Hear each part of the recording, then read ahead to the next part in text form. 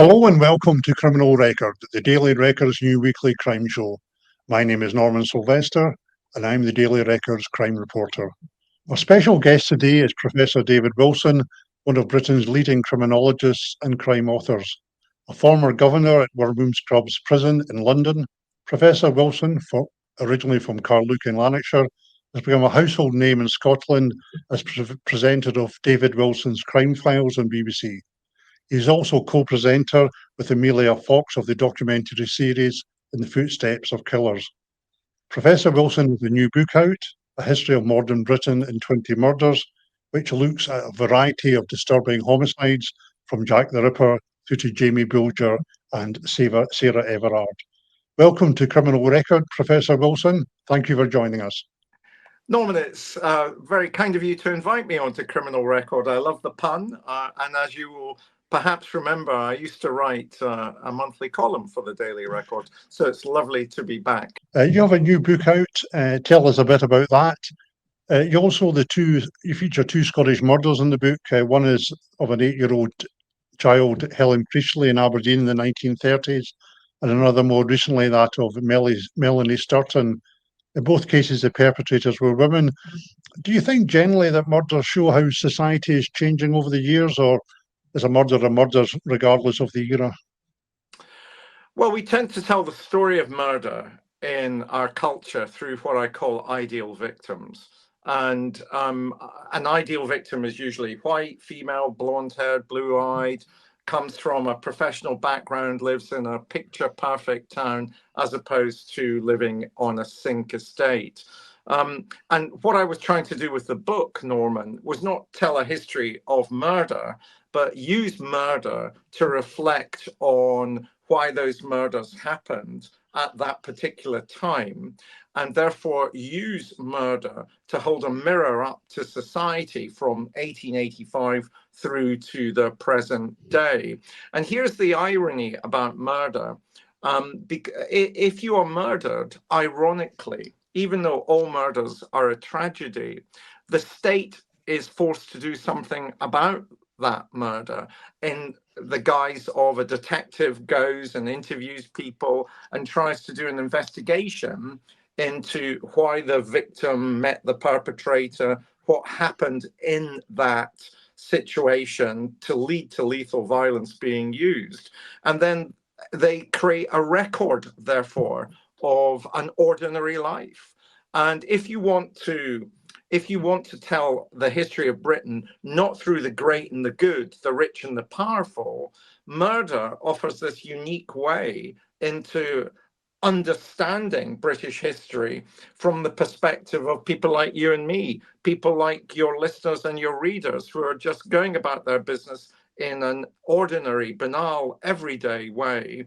And I wanted to see if those murders of ordinary people could hold the story of Britain more generally over the time frame of the book. So I zoom in on the murder, but I will zoom back out again to try and describe the circumstances, the culture, the economy, the politics of Britain at the particular time when the murder took place. And you're right, often the history of Britain has been told as if it's the history of England, which is why I deliberately included two Scottish cases in the book. And I chose two Aberdeen cases, mainly because I fell in love with Aberdeen. I didn't really know the city of Aberdeen until I did some filming for BBC Scotland's Crime Files. And I really just loved Aberdeen. And so it was an excuse in one sense to go back to the city and spend some time there. Yeah, we often look, when we talk about crime in Scotland, we always often focus around Glasgow and the west of Scotland. But a lot of the murders that we write about, type murders, the one that you referred to, often the ideal murder is happening elsewhere. Maybe the Aberdeen murders fit in with that kind of category of, an ideal murder, happening in a kind of respectable, sort of law-abiding community. It's not always sink housing estates, isn't it? A lot of these crimes can happen in different parts of the country. Absolutely, and quite apart from Aberdeen, and we tend to tell the story of Scottish history through Edinburgh and Glasgow and the Highlands, Whereas, in fact, I really wanted to kind of focus on the northeast and the eastern side of Scotland, Dundee, for example, as well as Aberdeen. And what was so intriguing about Helen Priestley's murder, the little 8-year-old girl, I wanted to use her story to hold a bigger account of Britain at the time, specifically in relation to the fact that she was murdered within a tenement. And certainly down south in England, where I live, there's a presumption that if you're living in a tenement, that must mean you're living in a slum. And that's simply not the case. And I wanted to kind of build up a picture of what tenement life was like in Scotland in the 1930s. And I use Helen Priestley's murder as a kind of hook on which to hang a great deal of the social and cultural life that surrounded that particular type of housing at the time. And also Helen's murder was very interesting because it was at the kind of birth of forensic medicine, forensic science, which by spoiler alert, wasn't very good in Helen Priestley's case. And as you say, the perpetrator was a woman, which again adds a different dimension, a different flavor to what happened to Helen, murdered within a tenement by actually her downstairs neighbour. Yeah, you've seen that. I mean, often the murders can reflect the period, can't it? Jack the Ripper, the kind of Dickensian squalor of London, Yorkshire Ripper, 1970s Britain. Do you think a lot of these murders often quite reflect the time that they happen? Bible John murders is late 60s, which will come to later. Do you think these murders quite often reflect the period that they happen? They can give you a window on that particular era. Absolutely right, and that was the unique opportunity of writing the book, because, as I say, most histories concentrate on writing the history. The narrative is dominated by the stories of the great and the good, the rich and the powerful, the political, who tend to leave records that historians can interrogate. And it just so happens that tragically, if you're murdered, there will be a story about an ordinary life, the ordinary life of the victim, and that victim's ordinary life will either confirm or confound, or by which I mean it will kind of be in opposition to the kinds of things that we like to say about ourselves as British people. And so I particularly deconstruct a lot of the kind of modern myths about Britain, which emerge from the Second World War. We're all in it together. We're David standing against Goliath. We've got a stiff upper lip. We just need to keep calm and carry on. Well, in fact, during the Second World War, during the Blitz, the crime rate went through the roof. And I use the autobiography of an organized crime leader called Billy Hill to kind of reflect the story of the crime rate. He wasn't all in it together. He actually says he wished there was a blitz every single day because he was making money hand over fist as a result of the blitz. So he didn't want the blitz to end at all. And quite apart from organized crime going through the roof, so did the murder rate during the Second World War. And I tell the stories of the murders of ordinary people during the Blitz as a way of kind of deconstructing a lot of what we have accepted are British values, a lot of what we've accepted as British history during that particular period of time. Professor Wilson, you spent many years working in the prison system with offenders, including those charged with murder. In Scotland, we have a major overcrowding problem, with many prisoners having to be released early after serving 40% of their sentence. The prison system also has large numbers at the moment of organised crime figures, people serving very lengthy sentences, sex offenders, people serving life sentences, and the usual sort of toxic mix of habitual offenders returning to the prison. Do you think the Scottish prison system's at breaking point? And what would you like to see done? What's the solution to this overcrowding problem? Well, I don't think it's at breaking point. I think it's broken. I mean, the reality is, whether we're talking about the Scottish penal system or the penal system in England and Wales, it's holding too many people for the amount of space that exists in that system. And I've always said you can't, if you dig a ditch, if you build more prisons, if you dig a ditch, it's going to fill with water. What you've got to do is start really wondering, analyzing, questioning what it is that we're hoping to do when we send people to prisons in Scotland. And for me, I've always said I'm not a prison abolitionist. As you very kindly pointed out, I started my career in prisons as an assistant prison governor straight out of university. So I'm no prison abolitionist. But I believe you should reserve prison for those people who are a danger to other people, a danger to the community. And I think there should be a much greater investment on what I would regard as the front end. Prison is the back end of our criminal, of our public policy, our criminal justice system. Whereas, in fact, I think a lot of the investment, instead of going to prisons, should go into the front end. Now, what I mean by that, Norman, and Scotland has an enviable record about talking about these kinds of things, what I mean is that you have to invest in education. You know, whether we're talking about Scotland or whether we're talking about England, the average reading age of the sentenced male prison population is 7. They are functionally illiterate.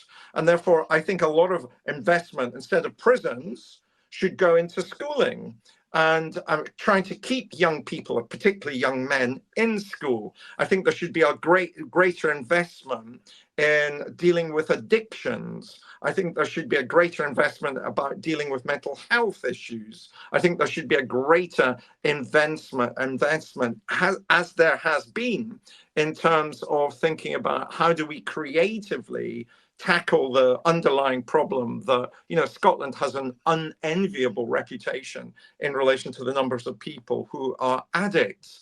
And that's why I was so supportive of the injection centre that was opened in Glasgow. I think if you invested in those parts, the front end, then you would reduce the prison population accordingly. And one of the things I've said repeatedly, Norman, is this: the Scots are no more criminogenic than the Norwegians, the Finns, the Swedes, the Italians, the Germans, the French, the Dutch. You know where I'm going with that argument. And yet we choose to imprison a greater proportion of the population than all our European neighbours. And that's a political choice. And I keep arguing that if there were better options, we would be able to reduce our prison population to an appropriate level, which would be something akin to what one sees in say, Norway or in Finland or in France. The other thing that we've got to do with our prisons, and this is why I think I become controversial when I say this stuff,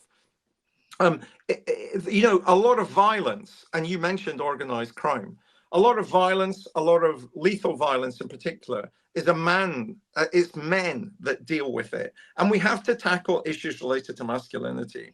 And one of the places that really, when you've got violent men in your penal system, then you have to do work with them that will try and change their attitude, which is why I was a huge supporter of the Barlinnie Special Unit. The Barlinnie Special Unit was an unqualified success, and the Scots chose to close it.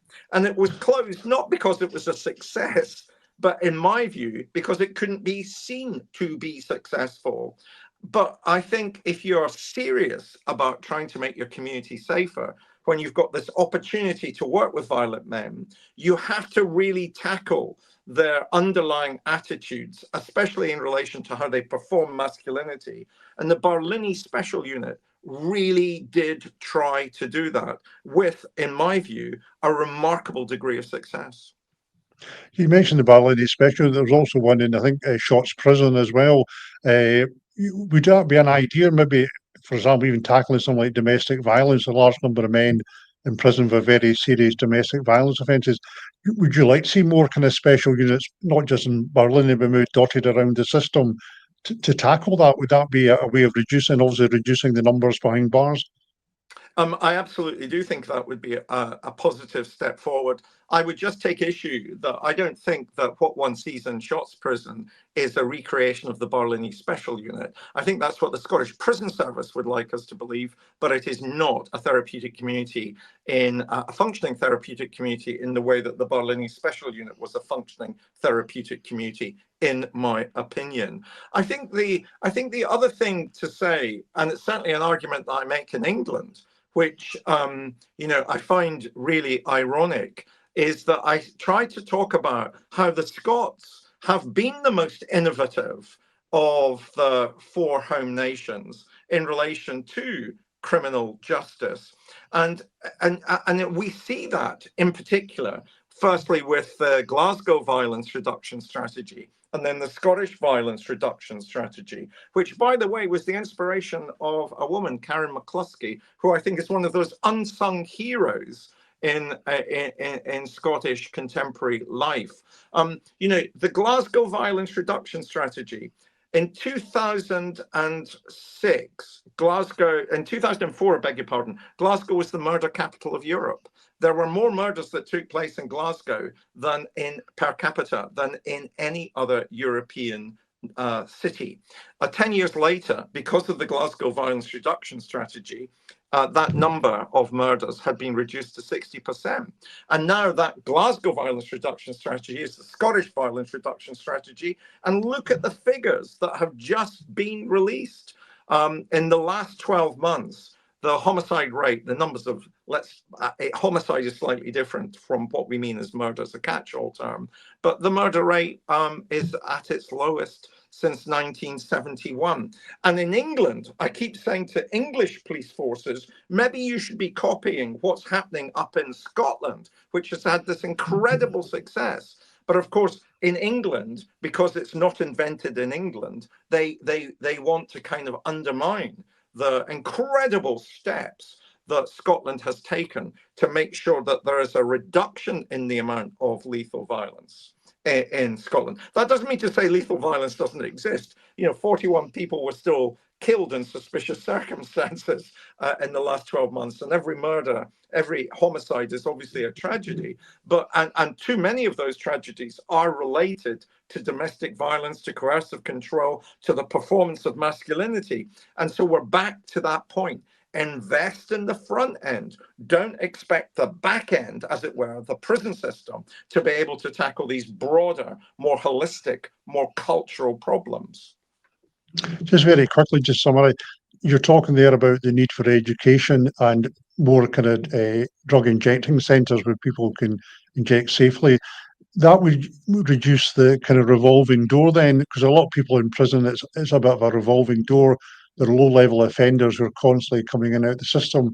And that, you think that would reduce the numbers? Because that seems to be what's inflating the numbers, isn't it? This kind of revolving door of sort of low-level criminality.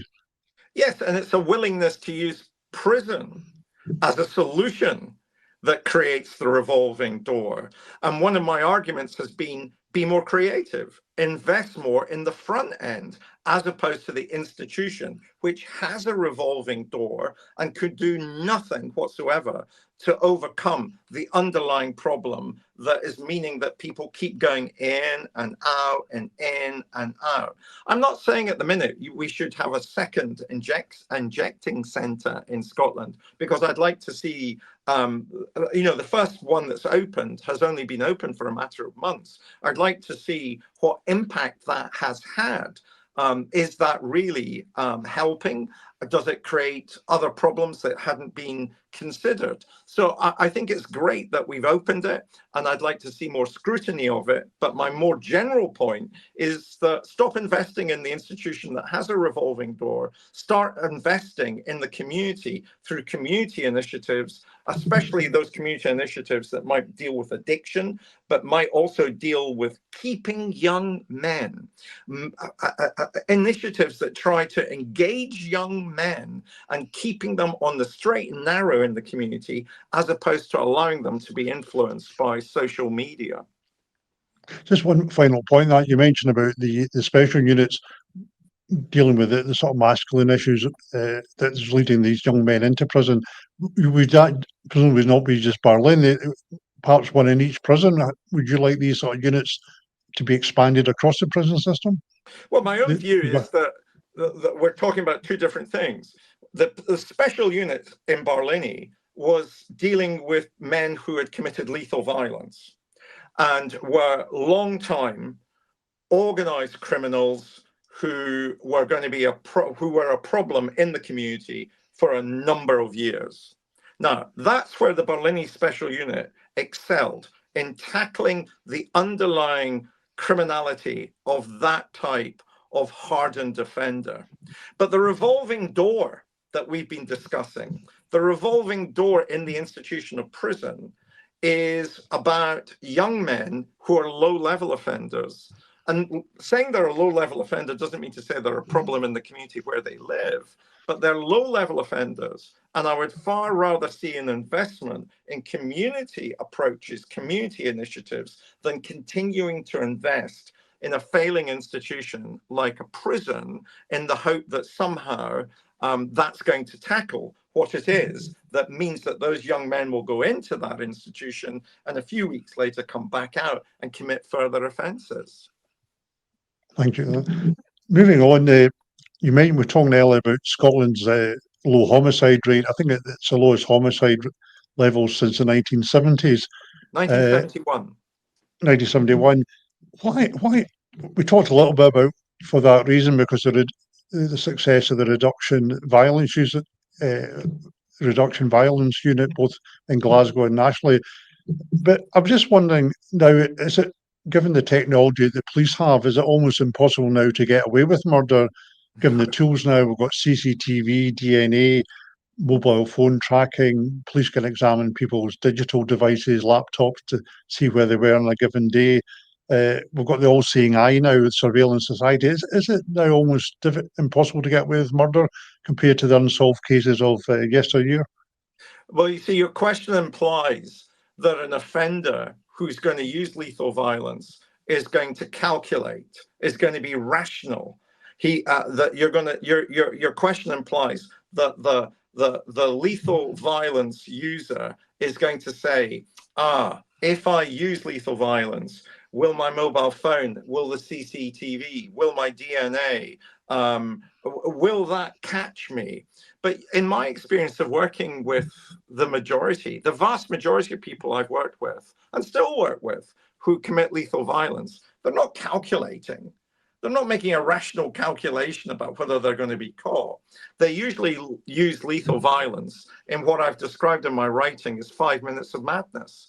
They're reacting emotionally, and they're often reacting emotionally because they feel they have been disrespected in some way, disrespected usually by another young man, because most people will know that 9 out of 10 perpetrators of murder are men. What people tend not to understand or know or be aware of is that 7 out of 10 of the victims of murder are men. And usually it's a young man that is both the perpetrator of murder and the victim of murder, usually between the ages of 16 and 24. And so often they will lash out because they feel they've been disrespected, especially when they're out on a Friday or Saturday night when they've had too much to drink or been using other substances. They're in a crowd, they have mates around them, they feel they are disrespected, and they lash out in a hope that by lashing out, they're going to regain a sense of their self. And it's that situation which so often typifies the use of lethal violence. And in those 5 minutes of madness, they are not thinking about mobile phones. They're not thinking about CCTV. They're not thinking about the evidence that they are leaving behind. But can I also just tackle that one about DNA?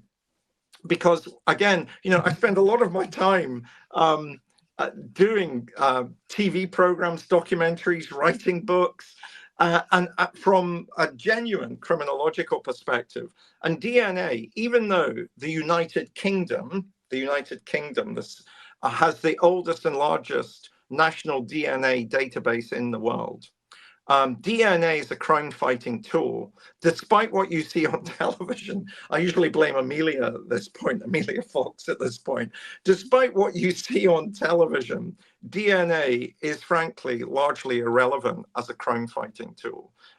Less than 1% of cases are solved as a result of DNA. It's not DNA. You know, it's one of those myths that has grown up partly because of the media, partly because the police like talking about DNA. Forensic scientists talk endlessly about DNA and developments in DNA, and that's a great thing. It's a great thing. I'm not poo-pooing it, but it's frankly largely irrelevant as a crime-fighting tool.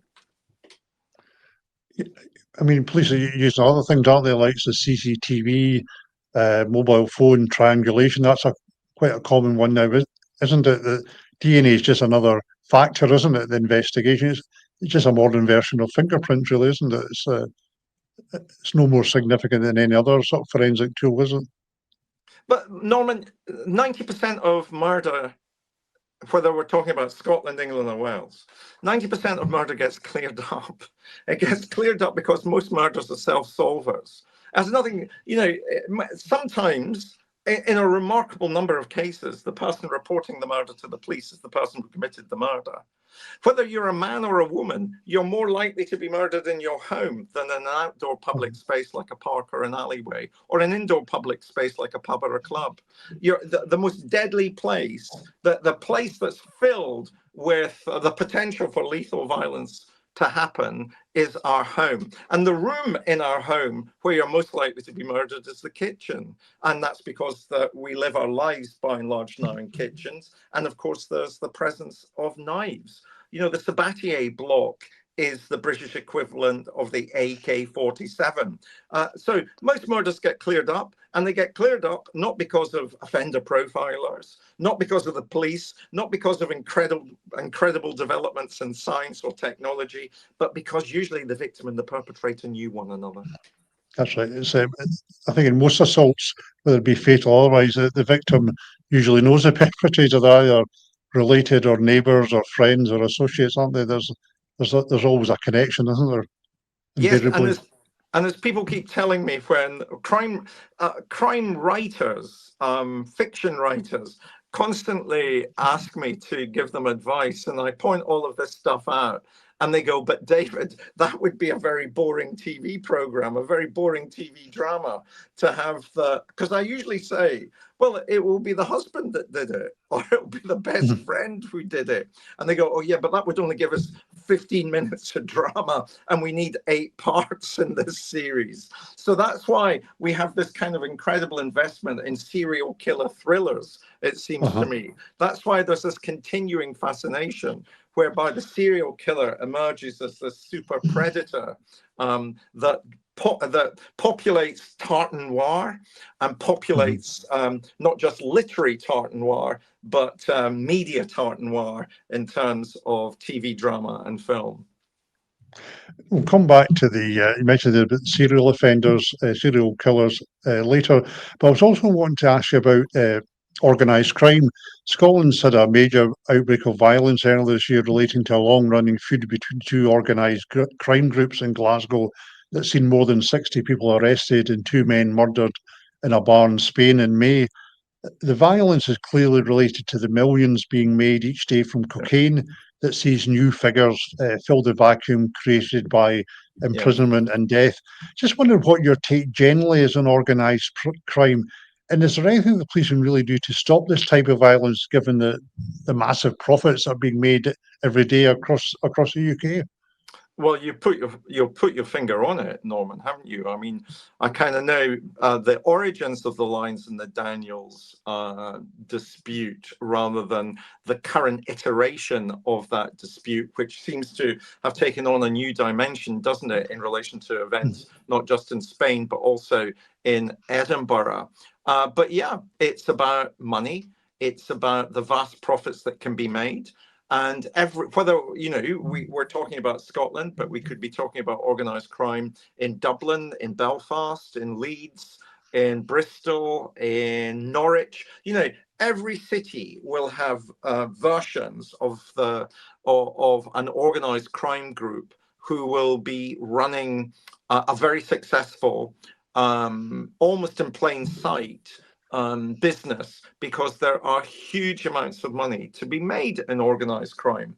And if you will forgive me, part of what we can do about that is make it uncomfortable for the organized criminals to operate.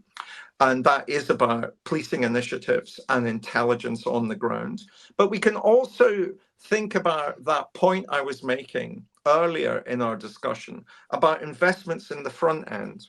The people who are overwhelmingly attracted to join an organized criminal network tend to be young men. And if you can therefore give them a way out of feeling that is the only option that they have in that community to get a career, to make some cash, to buy a car, to have a girlfriend, to look good. If you can give them something that's positive in their lives, in that community, that would be one way of tackling the problem more holistically, as opposed to seeing the solutions as simply criminal justice solutions. But yeah, I've been quite amazed, really, by the kind of new elements to the feud that's taking place between the Lyons and the Daniels, and in particular how international it has become. And what I can only see happening from afar is that does seem to have gained legs by there being investment in their organization by foreign organized crime groups who quite clearly, and by foreign, I mean European, I mean Dutch, I mean Irish organized crime networks who are now investing in the organized crime in Scotland. And so this really is an international problem as much as it is a very, it seems to be a very parochial one, because we keep thinking it's just about some families in the West End of Glasgow. Just very quickly, one more question on that. You mentioned there about improving education and opportunities in addressing drug addiction. A lot of the violence we've seen, particularly this year, has involved young men. A lot of the arrests by police, I mean, some of the young men have been 17, 18, they've been perpetrating this violence. So would that tie in what you're saying? There needs to be better education opportunities to stop these young men being tempted into that type of life? Absolutely, and I don't want it just to seem as if it's one of those nice things that somebody like me would say. I think the person who shows Scotland the way forward was Karen McCluskey, and the work that she did in the Glasgow Violence Reduction Strategy, which was specifically aimed at young men who were on the fringes of criminality. And she took a kind of public health initiative to overcome the fact that they were on the fringes of criminality and found ways for them to perform masculinity, which didn't involve them carrying a knife, carrying a gun, trading in drugs. She found ways that really could overcome the pressures that they had. One of the things I've learned as a Scot, and I think of myself as a very proud Scot, but one of the things as a Scot and Scottish culture is that we don't like talking about success. We don't like being tall poppies. We don't like popping our head above the parapet.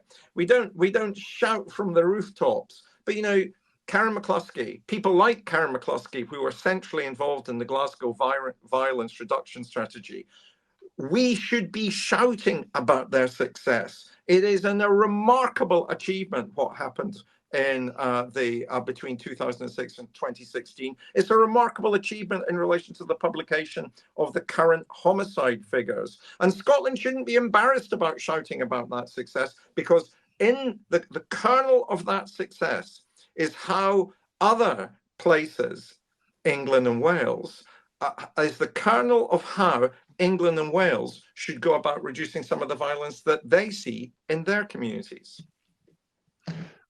You've written and spoken in the past about a wide variety of unsolved murders, including the notorious Bible John murders from the late 1960s. For people who are not familiar, Bible John case refers to the murders of three women, Patricia Docker, Jemima MacDonald, and Helen Puttock, between February 1968 and October 1969, after they'd frequented the Barloon Ballroom in Glasgow. Bible John is a reference to a man who accompanied Helen and her sister home in an intact, saying used a number of biblical references in his conversation, as he's seen as the sort of prime suspect, certainly for the third murder, which were all linked at the time. Professor Wilson, tell us about your own theory in Bible John. And I think in the past you've suggested Peter Tobin as a possible suspect. Can you talk a bit more about that? Sure. Well, I wrote a book called Closing the Case on Bible John, the Lost British Serial Killer, I think I called it. Closing the Case on Bible John. I think I published that. I think I published that book in 2010, and of course, the Bible John industry has just continued to grow. Yes, and in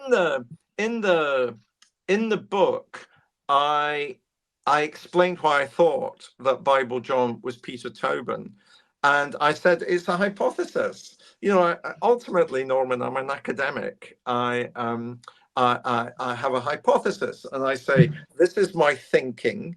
Why don't you prove that hypothesis wrong? And to this day, despite the fact there has been an amazing podcast about Bible John, which I really liked, there have been a number of other books which I've enjoyed reading, you know, nobody's actually disproven the hypothesis, although they've suggested other things. And then, for example, can I just point out, there is no DNA. None. There's nothing about DNA that's going to help you identify who Bible John was. That's just one of those myths. So nobody really has disproven the hypothesis that I've run, which is Peter Tobin, but there have been obviously other suggestions as to whom Bible John might be. And as I point out in my own book, the difficulty with my hypothesis is that Peter Tobin married during the sequence of the three murders and was on his honeymoon just before the second of the three cases that have been linked took place. I interviewed Peter Tobin's then wife about their honeymoon, which took place down in the south coast of England. And she said he was constantly moving around, and she wasn't with him. He wasn't with her on a number of the days when they were on their honeymoon. And so I keep saying that's a weakness in my hypothesis, but nonetheless, if those three cases are linked, which the police did at the time, they linked those three cases at the time, then the prime suspect for me is the man Peter Tobin. I wrote to Tobin on a number of occasions asking to interview him. He always refused to speak to me. Peter Tobin was what would be called a geographically transient serial killer. He would move from Scotland to England, the north to the south, the east to the west. He always associated himself with hospitals. He also associated himself with churches and religious groups. And of course, he's going to come to attention in Glasgow because of his murder of Angelica Cluck.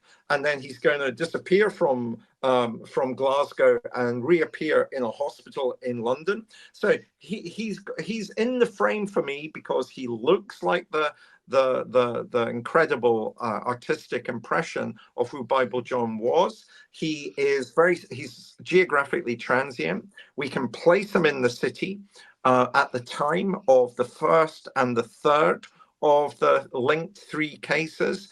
And he associates himself, he's very much associated with churches. I interviewed a number of the priests that in the various churches, that one in Margate and one in Glasgow. I interviewed a number of the priests that knew Peter Tobin, and I think there's no doubt for me that he killed many more people than the women he has been convicted of murdering.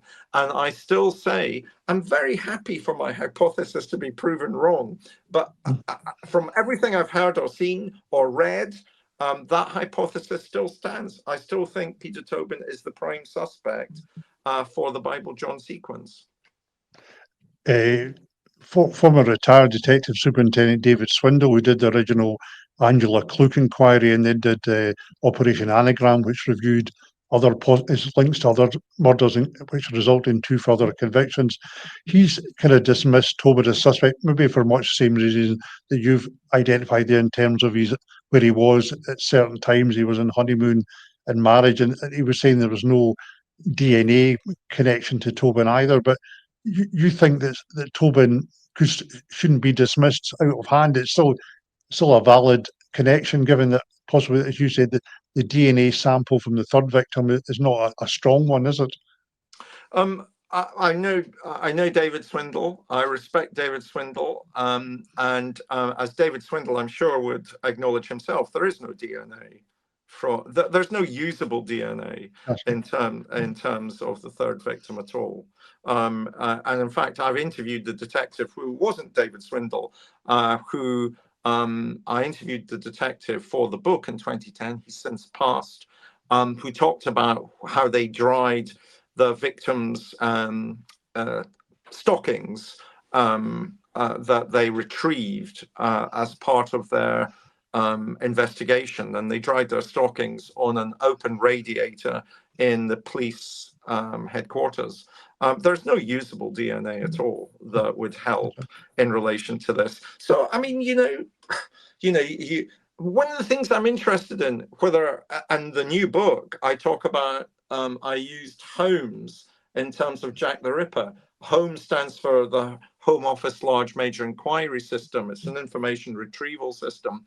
And by using Holmes, I was able to identify 6 Jack the Ripper victim. And that 6th victim allowed me to have some confidence about suggesting who Jack the Ripper was. And I suggest in the book it's Aaron Kosminski. But when I find whether I'm talking about Jack the Ripper or whether I'm talking about Bible John, people don't want a solution. Really, they don't want an answer. They want to continue to constantly reinvent Bible John for a new generation of true crime fans or people who are interested in the phenomenon of serial murder. So even me saying to you, Norman, well, I still think he's a great case and there's no DNA evidence, you're probably going to get comments that say, well, I've heard that there is DNA evidence that can be. There is none. There's none. Another baffling unsolved murder is that of Nairn banker Alistair Wilson. Alistair was shot dead outside his home in Nairn in November 2004 after a man had called at the home asking to speak with him. What's your take on that murder and that investigation? Why do you think the police are struggling to solve this one, given they're now on their 3rd inquiry? There was a new inquiry ordered last year by the Lord Advocate. Why is this one been so hard to solve, given that there seems to be a lot of information out there? I think it's so hard to solve because right from the start, I indicated that I had all the hallmarks to me of a professional hit, and catching professional hitmen is notoriously difficult. I think it's also, I mean, I knew very little about the Alistair Wilson murder when it took place, but somebody, it was John Beattie at the BBC who interviewed me because I'd written about hitmen. And John Beattie on his BBC radio station interviewed me about it. And as a consequence of doing that radio interview, a man called Nate sent me a dossier at my university. And the dossier seemed to me to be a remarkable document about what had gone on, what hadn't happened in the investigation, and hypothesizing in relation to possible killers. And I remember thinking, my gosh, who the hell is Nate? Who is this guy? Has this guy got some connection to the crime? I passed on all the information to Police Scotland, and they tended to dismiss what Nate said. But I still think the difficulty of solving the case is that I don't think it's got anything to do with Alistair Wilson's domestic life. I don't think it's got anything to do with Alistair Wilson's life in relation to where he was living, because clearly there was a pub opposite to his house, and that pub was wanting building permission in terms of a deck where people could sit outside and smoke and eat and drink and so forth. And I think he had put in an opposition to the planning application. I don't think it's got anything to do with that. I think it's got much more to do with the fact that Alistair Wilson had just left his job at HBOS, where he was a business manager. And I think it's something to do with in whose interests did it serve as a result of Alistair Wilson leaving HBOS, and whose interest did it serve to make sure Alistair Wilson couldn't talk about some of the work that he did in the bank as the business lender. And I've always said, I really, instead of a forensic criminologist or a forensic psychologist or a pathologist, I've always said I think Police Scotland would do much better in terms of finding a conclusion if they got a forensic accountant involved, because I really would like to know to whom was Alistair Wilson lending money, and to whom he was lending money. Would they feel compromised as a result of the fact that he had left the bank and he was going to start a new job? And it was that. That's really the space, it seems to me, that has to be filled in. You know, he's left HBOS, and HBOS was notorious, Norman, in terms of some of the corruption that surrounded the business lending branches of HBOS. It was notorious.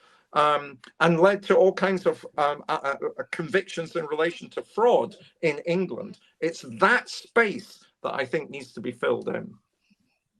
Yeah, just on the Alistair Wilson case, the police have, in an investigation they launched in 2022, talked about the murder being linked to a planning dispute. The owner of the Havelock Hotel across from where Alistair lived had applied for retrospective planning permission for a beer garden, which Alistair had opposed, and a couple of days after the owner of the hotel received his objection via the local council, the murder took place. But you don't think it's to do with applying dispute? I mean, you think, as has been suggested in the past, the police should be looking at his business dealings through the bank? Well, we've known about the planning dispute literally from the time of the murder itself. And whether it was and the fact it was only being looked at in this reinvestigation in 2022 always struck me as a bit odd. And I know they did send a detective out to Canada to interview one of the one of the important people that had to be ruled out.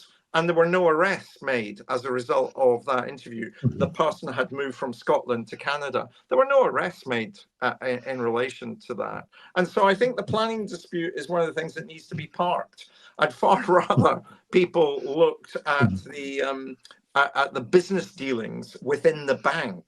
And I mean, maybe they are looking at all of those dealings. I don't know.